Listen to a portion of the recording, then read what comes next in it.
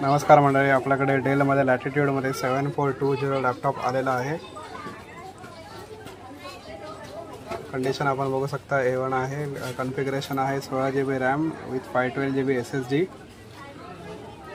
बॅकलाइट keyboard आहे, i7 11 generation आहे।